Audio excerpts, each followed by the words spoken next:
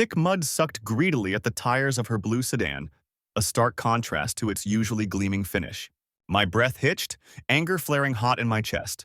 I stood there, fists clenched by my side, knuckles white. Brenda's car was sunk deep in my pasture, wheels spinning uselessly, engine whining in protest. She'd done it again, parked on my ranch without a single thought. But this time, the earth itself fought back. Recent storms had saturated the ground, turning reliable soil into a soupy trap. Her sedan sank lower with every pointless rev of the engine. Brenda, somehow managing to look annoyed even in her fancy jacket and impractical shoes, stood beside the vehicle, yelling into her phone. Even from the edge of the field, I could hear her screeching, "Get someone out here immediately! My car is stuck in this fool's pasture." This fool's pasture? My pasture. My jaw tightened. That was it. I'd warned her nicely. I'd asked politely. She refused to listen. Time for a different kind of lesson. My work boots made squelching sounds as I walked towards her through the muck. She spotted me, her expression curdling into that familiar blend of arrogance and impatience. "You!" she barked. "Fix this!" I folded my arms across my chest. "Oh, I plan to fix something, Brenda." Without saying more, I turned away and let out a piercing whistle, a sharp sound that cut through the damp air. Soon she heard it, the deep guttural rumble of my bulldozer starting up near the barn. Her eyes went wide as I climbed onto the massive machine, my hands gripping the controls, a small smirk playing on my lips. "Shouldn't have parked on my land, Brenda," I called out, my voice easily carrying over the engine's roar. With a deliberate pull of a lever, I lowered the heavy front blade, aiming it straight for her precious car. Brenda's horrified shriek echoed across the ranch. This whole mess started several weeks ago. I'd found tire tracks scarring my land, cutting across the pasture. At first, I figured someone got turned around, maybe lost their way. But the tracks kept appearing, day after day. Each morning brought fresh ruts through my property, damaging the area I used for hay and marring the soft earth. One evening, I caught her red-handed. Brenda, my new neighbor, pulling right into my field as if she had a deed to it. I hurried over, waving my arms. "Hey, hold on. You can't park there." She lowered her window just a crack, barely glancing my way. Calm down. It's just dirt." "Just dirt? I grow hay there, Brenda. This is my ranch. You can't just—" She rolled the window back up, right in the middle of my sentence. I stood there stunned as she got out and sauntered toward her house like she hadn't heard a word. That evening, I tried the neighborly approach. I left a polite, firmly worded note tucked under her windshield wiper. The next morning, my note was wadded up and tossed in the mud beside fresh tire tracks. She simply didn't care. The following weeks were a frustrating repeat. She continued using my pasture as her private overflow parking. She even had the nerve to tell her visitors they could park there too. I tried talking to her again, left more notes, even contacted the county officials. They brushed it off as a neighbor dispute and told us to work it out. Work it out with Brenda? Might as well argue with a fence post. So I decided to get creative. Early one morning, I spread a thick layer of fresh compost over her preferred parking spot. Not just any compost, but the richest, ripest batch I had, the kind that makes your eyes water from 10 yards away. Sure enough, Brenda pulled in later that day, stepped out of her sedan, and immediately recoiled. "Ugh, what is that awful smell?" Leaning casually on my fence, I grinned. "Fertilizer." She gagged dramatically and scrambled back into her car. For a moment, I thought, maybe this would be enough. But nope. The very next day, she was back, parking on the other side of the ranch, far from the compost pile. That's when I knew. She wasn't going to stop unless I made her. I needed a more permanent solution. The next week, I installed a large placard. "Private property, no parking. Violators will be towed." The day after, the placard was flattened, clear tire tracks running right over it.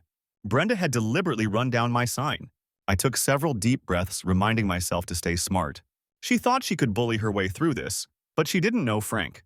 She didn't understand how far I'd go to protect my property. So I bided my time. I watched her habits. And when the forecast called for the first heavy storm of the season, I knew my opportunity had arrived. Brenda parked her blue sedan in her usual spot, right in the middle of my pasture. But this time, the ground beneath wasn't firm. Soaked by hours of rain, the soil was a hidden quagmire. She went inside oblivious. The next morning, I heard it. The telltale whine of a struggling engine, the furious spinning of tires. Stepping onto my porch, I saw the glorious sight. Her sedan, buried almost to its axles in thick mud, utterly immobile. A smile spread across my face, but my plan wasn't finished. I walked over slowly, savoring the moment. She turned at my approach, her face pale, her eyes flashing with panic. "You have to help me," she demanded, not asked. I raised an eyebrow. "Do I now?" Just then, a sickening crack echoed from the car as it settled another few inches into the mire. Brenda's mouth dropped open. My smirk widened. And then, I fired up my bulldozer. Brenda's eyes bulged in terror as the bulldozer roared powerfully. The massive machine lurched forward, its heavy blade hovering ominously close to her sedan. "Wait! Stop! What are you doing?" she shrieked, stumbling backward away from the car. I leaned out from the cab, a thoroughly smug expression on my face. "Well, Brenda, since you enjoy parking on my ranch so much, I thought I'd help you relocate your car. My way." Her face flushed crimson with fury. "You wouldn't dare." I cocked my head slightly. "Wouldn't I?" I nudged the lever, lowering the blade just enough to scrape loudly against the sedan's hood. The shriek of metal on metal pierced the air. Brenda let out a high-pitched scream. "Stop it! Please, stop!" I held the blade there for a dramatic pause, letting the reality sink in. Then, just as tears started welling in her eyes, I killed the engine. Silence fell, broken only by Brenda's ragged breathing. "Why? You can't just do this!" she stammered, her chest heaving. I leaned against the bulldozer's track. "Oh, but I can. And I will, Brenda, unless you start showing my property, and me, some basic respect." For the first time since she moved next door, she looked genuinely frightened. I enjoyed seeing it, but I wasn't letting her off the hook yet. "You've got exactly 90 minutes to get your car out of my pasture," I stated clearly, hopping down. "Or I finish what I started." Then I turned my back and walked toward my house, leaving her standing there trembling in the mud. Brenda must have called every wrecker service in 3 counties, but the heavy rains and the swampy condition of the pasture meant none of them could reach her car without risking their own trucks. I watched from my porch window, sipping my hot tea, as she paced frantically, waving her arms while shouting into her phone. She wasn't accustomed to being told no. I figured it was only a matter of time before she did something desperate. And I was right. Not even 15 minutes later, I saw her marching back toward her car carrying a couple of old wooden boards. She shoved them under the rear tires and climbed back into the driver's seat. I couldn't help but smirk. "Oh, this should be entertaining." She slammed the accelerator. The wheels spun violently, spraying mud in every direction. The boards shot backward like projectiles, one narrowly missing my fence. Then, suddenly, pop! A loud bang echoed across the pasture. Brenda let out a startled yelp. I recognized that sound instantly. She'd blown a tire. I chuckled softly. This was just getting better and better. She climbed out slowly, staring at her car in stunned disbelief. Her fancy blue sedan, normally spotless, was now caked in thick brown muck, and now it had a flat tire to go with its muddy prison. Her hands balled into fists and she spun around, glaring at me. "This is all your fault," she screamed across the pasture. I raised my eyebrows innocently. "My fault? Funny, I don't remember parking your car there." Her face contorted with rage. "You trapped me." I shrugged. "All I did was let nature take its course on my own land. You're the one who decided to drive onto saturated soil." Brenda opened her mouth, then snapped it shut. She knew I was right, but admitting defeat wasn't in her nature. Instead, she snatched up her phone and furiously started tapping. "You are going to regret this," she spat. I took another slow sip of my tea. I was actually looking forward to whatever she tried next. About half an hour later, I saw the county patrol car pull up. A smirk touched my lips. Showtime. 2 deputies got out. Brenda practically ran to them, playing the victim. "Officers, thank goodness. This man, he's been harassing me." I almost snorted. The deputies turned toward me. "Sir, can you tell us what's happening here?" I calmly folded my arms. "Not much. Just dealing with a neighbor trespassing on my ranch for about the 10th time." Brenda gasped dramatically. "That is not true." One of the deputies frowned at her. "Ma'am, is this your property?" She hesitated just long enough to give herself away. "Well, no, but he—" "Then why is your vehicle parked in the middle of his pasture?" the deputy asked patiently. She opened and closed her mouth, floundering. The deputies looked back at me. "Do you want to file a formal complaint for trespassing, sir?" Brenda's face went pale. I considered it. Oh, the satisfaction of teaching her a legal lesson right then. But the fun wasn't quite over. "Nah," I replied casually. "Not this time. But I want it officially noted. She is not to park here again. Next time it happens, I will press charges." One of the deputies nodded. Understood? That's reasonable. Brenda was practically steaming. She clearly expected me to be the one getting chewed out, but instead, she was the one receiving a warning. After the deputies drove off, I walked past her on my way back inside, pausing just long enough to murmur, "Your car's still stuck, by the way, and now you've got a flat." Her nostrils flared. "I despise you," I smiled faintly. "You'll despise me even more after my next move." She froze mid-glare. "What is that supposed to mean?" I just winked. "You'll find out." I walked away, leaving her standing there, confused, furious, and utterly stranded. But I knew something she didn't. I had a much bigger consequence planned, and this time, she wouldn't be able to talk her way out of it. Brenda stood there shaking with rage, her fists clenched so tight I thought she might pop a blood vessel. I didn't care. She'd pushed me past my limit, and this was just the start of her paying the price. I could practically see the gears turning in her head as she tried to figure out her next move. Her sedan was hopelessly mired, now with a flat tire adding insult to injury. The deputies had already warned her. Calling them again would likely backfire. For the first time since she'd moved in next door, Brenda was truly stuck. I leaned against my sturdy fence, watching her pull out her phone again, scrolling furiously. Probably searching for another wrecker service, I thought. I chuckled quietly. Good luck with that, Brenda. The ground was even softer after another night of drizzle. No sane tow truck driver would risk getting their rig stuck just to rescue her entitled backside from my pasture. She was trapped, physically and metaphorically, and she knew it. Then, just as I was about to head inside for another cup of tea, I saw her do something that made me pause. Brenda wasn't looking for a wrecker. No, she was calling someone specific, and a knot of unease tightened in my stomach. About half an hour later, a dusty silver pickup truck pulled up in front of her house. A man climbed out. Big, muscular, sporting faded tattoos on his arms. He looked like the type who settled arguments with his fists. I folded my arms, watching Brenda hurry over to him, pointing dramatically toward me. "That's him, Rick," I heard her exclaim. "That's the neighbor who's been giving me trouble." I sighed inwardly. "Here we go." The guy, Rick, turned and glared at me, cracking his knuckles loudly. "Hey, pal," he called out, his voice rough. "Looks like we have an issue here?" I kept my voice steady. "No issue on my end. Just a neighbor who seems confused about where her property ends and mine begins." His jaw tightened. "That right?" He swaggered a few steps closer to the fence. "Well, Brenda here says you messed with her sedan." I took a slow, deliberate breath, keeping my anger simmering beneath the surface. "Haven't laid a hand on her car. She parked it on my ranch without permission during a storm. The mud did the rest," he sneered. "Sounds more like you set her up, old-timer." Old-timer? I was just over 45. My jaw clenched, my patience wearing dangerously thin. "Let me stop you right there," I said, my voice dropping low and firm. "You can stand there and try to look tough all day long, but I'm not easily spooked. Are you here to help her drag her car off my land? If not, I suggest you leave my property." His hands balled into fists at his sides. "And what if I don't feel like leaving?" A slow, challenging smile spread across my face. "Then you and I are going to have a serious problem." Silence hung in the air for a moment. I saw a flicker of uncertainty in his eyes. He clearly wasn't used to people standing up to his bully routine. Most folks probably backed down immediately. Not me. I'd handled bigger problems than some posturing tough guy trying to impress a difficult woman. Finally, he scoffed, breaking eye contact. "Whatever, man. She ain't worth the hassle." He turned back to Brenda. "Where's the wrecker you called?" Brenda crossed her arms, pouting like a child. "Nobody will come out here." Rick rubbed his chin thoughtfully. "Fine. Guess I'll pull it out myself," I smirked. "This ought to be good." He carefully backed his silver pickup toward her sedan, hooked up a tow strap, and jumped back in his truck. "Everybody stand clear," he yelled importantly.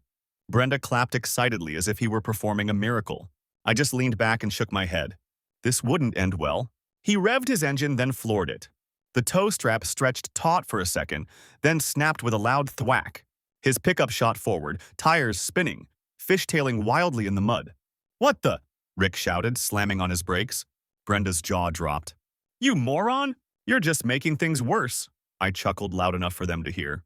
"Told you so." Rick climbed out, his face flushed with embarrassment and anger. "You got a better idea then, smart guy?" I shrugged nonchalantly. "As a matter of fact, I do. But Brenda seems to prefer starting fights rather than simply asking for help like a normal person." Brenda shot daggers at me with her eyes. I am not asking you for anything. Suit yourself, I replied, turning to walk back to my house. Wait! I stopped, a slow grin spreading across my face. This was the moment. Brenda was seething, but she knew she had no other choice. Yes? I asked, feigning innocence. She clenched her teeth so hard I could practically hear them grinding. Can you help me get my car out? I cupped my hand to my ear theatrically. Sorry, didn't quite catch that over the sound of your car sinking. Her face flushed an even deeper shade of red. Can you help me? She repeated through gritted teeth. I grinned broadly. See? Was that really so difficult? Her friend Rick muttered something under his breath that sounded like, can't believe this. I walked back toward my bulldozer. All right, Brenda. Here's the arrangement. I'll pull your sedan out. But this is the absolute last time. You never park on my land again. Brenda folded her arms stubbornly. Fine. I shook my head slowly. Nope, not good enough. I want to hear you say it. She let out an exasperated groan. I promise I will never park on your land again. There's a good neighbor, I said sweetly, climbing onto the bulldozer. I could see her teeth grinding. That last comment clearly got under her skin. I carefully attached a heavy-duty chain from the bulldozer to her car's frame, then slowly, steadily began to pull. It took several minutes of careful maneuvering, but finally, her blue sedan slid free from the mud's grip. Brenda actually clapped, as if I'd performed magic. I unhooked the chain, wiped my hands on my jeans, and turned to her. There you go. You're free. Now get it off my property. Brenda sniffed dismissively. Whatever. She slid into the driver's seat, but when she turned the key, nothing happened. Just a faint clicking sound. She tried again. Silence. Her jaw went slack. Oh, you have got to be joking. I couldn't suppress a smirk. Guess all that wheel spinning in the mud might have fried your starter motor. Her friend Rick groaned loudly. This woman is cursed. Brenda looked up at me, her eyes blazing with pure fury. You did this somehow. I laughed out loud. Right, Brenda. I used my secret rancher mind control powers to break your engine. She slammed her fist repeatedly on the steering wheel. I hate you. I gave her a casual two-finger wave. Always a pleasure doing business. Her friend Rick threw his hands up. I'm done. I'm not towing this thing. Call a real mechanic. He stormed off toward his pickup, leaving her sitting helplessly in her muddy, broken-down car. And me? I walked back to my house, whistling a cheerful tune. Brenda might have thought she could win through sheer stubbornness, but I was about to win the war. Because the next day, I had an even bigger, more permanent surprise waiting for her. And this time, there wouldn't be a thing she could do about it. I woke the following morning feeling rested and deeply satisfied, knowing today Brenda would finally learn the true meaning of consequences. I'd worked late into the night preparing my masterstroke, ensuring every detail was perfect. The sun was just beginning to paint the sky pink as I stepped outside onto my porch. The air was cool and damp, the ground still soft, but none of that mattered. All I cared about was witnessing Brenda's reaction. I leaned against the porch railing, sipping my steaming tea, and waited patiently. Right on schedule, Brenda burst out of her front door, phone already pressed to her ear, no doubt ready to complain to someone. But the sight that greeted her stopped her dead in her tracks. A strangled gasp escaped her lips. She stared, dumbfounded, at my pasture, her mouth hanging open, eyes wide with disbelief. There was nowhere left for her to park. Overnight, I had installed a formidable fence completely enclosing the section of my ranch she'd commandeered. Heavy metal stakes sunk deep into the earth, strung tight with barbed wire, and punctuated every few yards with large, clear placards. Private property and no trespassing. Violators prosecuted. Her sedan, still disabled from the previous day's fiasco, sat forlornly on the shoulder of the road where a tow truck had eventually deposited it. You cannot be serious, she finally shrieked, her voice cracking. I took a slow, deliberate sip of tea. Morning, neighbor. Nice day. She whirled around to face me, practically vibrating with rage. You put this up? Yep, I confirmed calmly. Her face flushed a blotchy, alarming shade of red. You can't just put up a fence across your land like this. I raised an eyebrow, feigning surprise. My land? Oh, Brenda, I think you'll find the county records clearly state I can do pretty much whatever I want with my land. She jabbed a trembling finger in my direction. You find this amusing, don't you? I offered a small, non-committal shrug. Her nostrils flared dramatically. This is not over. I tilted my head slightly. Feels pretty over from here. She spun on her heel, nearly twisting an ankle in the soft ground, and stomped back toward her house. She wasn't just angry anymore, she was desperate, and I savored every single second of her meltdown. But Brenda possessed a stubbornness bordering on delusion, and I suspected she wouldn't concede defeat easily. A few hours later, loud, official-sounding voices drew me back outside. Sure enough, Brenda had summoned backup. Standing defensively in front of my new fence was a man in a collared shirt and slacks, holding a tablet computer. He looked serious and vaguely annoyed. Beside him, Brenda stood with her arms crossed, smirking triumphantly, as if she'd already won this round. The man in the slacks turned to me. "Sir, my name is Mr. Davies, from the County Planning Department. We've received a formal complaint regarding an unpermitted fence installation." I almost laughed out loud. "Unpermitted fence?" Brenda's smirk widened. "That's right. He just threw this thing up overnight without getting approval." I let out a patient sigh and looked directly at Mr. Davies. "You really allow people to waste taxpayer resources with petty complaints like this?" He looked tired. "Sir, regulations are regulations. I just need to verify if you possess the required permits for this type of fence construction." My own smirk returned. "Oh, I most certainly do." Brenda's confident expression faltered. I turned, went briefly inside my house, and returned carrying a thick binder. I handed it straight to the planning official. "Everything you need should be in there. Application approved and filed last month." Mr. Davies scrolled through the digital files on his tablet, his brow furrowed in concentration. After a minute, he looked up at Brenda, his expression neutral. "His paperwork is all in order. The fence is fully compliant with county codes," he stated flatly. Brenda's jaw dropped. "What? But how?" The official handed the binder back to me and gave a curt nod. "Apologies for the interruption, sir." I grinned.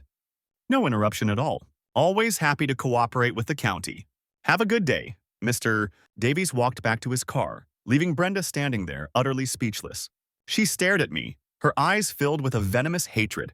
You planned this all along?" she whispered, aghast. I just shrugged again. "Maybe." She let out a strangled cry of pure frustration and stormed back into her house, slamming the door hard enough to rattle the windows. I leaned against my new perfectly legal fence, watching her retreat. A strong feeling telling me this still wasn't truly finished. And I was right. Because later that night, Brenda did something monumentally stupid. Past midnight, a faint noise disturbed my sleep. A scraping metallic sound that didn't belong in the quiet country night. Grabbing my powerful beam flashlight, I slipped quietly out the back door. And then I saw her. Brenda, hunched over my new fence, frantically working at the barbed wire with a pair of heavy-duty wire cutters. For a stunned moment, I just stood there, watching in disbelief. She was so focused on her destructive task, bathed in the faint moonlight, that she didn't notice me approach. But then I took a step forward, clicking on the flashlight. The intense beam pinned her like a startled animal. She froze, wire cutters falling from her grasp with a clatter. I tilted my head, keeping the beam steady on her face. "Well, well, well. Look what the cat dragged in." Her eyes darted wildly, searching for an escape route. "Brenda," I said, my voice dangerously calm. "Are you by any chance currently trespassing on my private property and destroying my fence?" She didn't answer. Instead, she turned and sprinted blindly toward her own house. I didn't bother chasing her. I didn't need to, because this time I had undeniable proof. I pulled out my phone, a grim smile spreading across my face as I reviewed the crystal-clear security camera footage I'd installed along with the fence. She was going to sorely regret this night. First thing tomorrow morning, I was calling the sheriff's department and pressing charges. And this time, there would be no warnings, no second chances. The next morning, I woke before dawn, not out of necessity, but out of sheer anticipation. Today was the day Brenda would finally face real accountability for her actions. I brewed a pot of strong tea, sat on my porch, sipping it slowly, and savored the quiet tranquility of my ranch. Today, however, that tranquility was about to become Brenda's personal storm. I picked up my phone and watched the security footage one more time. Perfect clarity. Brenda standing squarely on my land, wire cutters in hand, caught absolutely red-handed. Trespassing and felony destruction of property. 2 solid charges. I dialed the county sheriff's department non-emergency line. "Morning, Captain Miller. Frank here. I've got some video footage I think you'll find very interesting." Less than half an hour later, a county patrol car pulled into Brenda's driveway. I was already outside, leaning nonchalantly against my fence, waiting for the curtain to rise on the final act. Brenda opened her front door, saw the deputies, and all the color instantly drained from her face. "Ma'am," one of the deputies began formally, "we need to ask you a few questions." Brenda swallowed hard, trying to appear composed. Yes? What about?" I stepped forward then, arms crossed. "About you trespassing on my property late last night," I stated clearly, "and about you attempting to cut down my fence." Brenda's eyes flickered nervously between me and the deputies. That's ridiculous. It's a lie," I smirked. "Oh, really?" Without another word, I held up my phone, tapped the screen, and played the video recording. There she was, illuminated by my flashlight beam, holding the wire cutters plain as day. The deputies watched the footage intently, their expressions hardening. Brenda turned paler than milk. Her mouth opened and closed silently, like a fish out of water. That could be anyone. It's dark," one of the deputies sighed wearily. "Ma'am, with all due respect, we can clearly see your face in the video." Brenda whirled towards me, her expression shifting to desperation. You drove me to it. You set me up." I laughed incredulously. "Did I? Did I force you to sneak onto my ranch in the middle of the night with wire cutters? That's quite a trick." She was visibly shaking now. "You don't understand. He provoked me constantly." The deputy looked at her sternly, clearly unimpressed. "Ma'am, regardless of any prior disagreements, you knowingly trespassed onto private property and intentionally damaged it. That constitutes a criminal offense." Brenda backed away, holding her hands up defensively. No, please. You can't do this. It wasn't fair." The deputy pulled out a small notepad. "We're going to need you to come down to the station to give a formal statement." Brenda shrieked, losing all composure. She turned to me, her eyes blazing with impotent rage. "I'll sue you for everything you have." I merely smirked back. "Sue me for what? Owning land you decided to illegally park on and then vandalize?" She was completely unraveling. Her sense of entitlement was crashing headlong into reality. But I had one more card to play. I pulled out a neatly printed invoice detailing the costs, the materials and labor to repair the fence, the installation cost of the security camera, everything itemized. I handed it to the deputy. "I would like to press full charges for trespassing and destruction of property." Brenda let out another piercing shriek. "You wouldn't dare." One of the deputies shrugged slightly. "Actually, ma'am, he has every right." And that's when they produced the handcuffs. Brenda completely lost it. "Get your hands off me. You can't arrest me. I'm not some criminal." The deputy gently but firmly guided her toward the patrol car. "You can explain your side to the judge, ma'am." And just like that, Brenda, sputtering and resisting, was placed in the back of the patrol car and driven away. I stood leaning against my fence, watching the car disappear down the road until it was out of sight. It was finally, truly over. Brenda had pushed and prodded and provoked, breaking rules and ignoring warnings, but in the end, her own actions led to her downfall. And me? I had my ranch back. No more tire tracks, no more compost traps, no more entitled neighbor drama. Just the peaceful quiet I cherished. As I turned and walked back toward my house, whistling softly under my breath, I couldn't help but feel a deep sense of satisfaction. Some people, it seemed, just had to learn everything the hard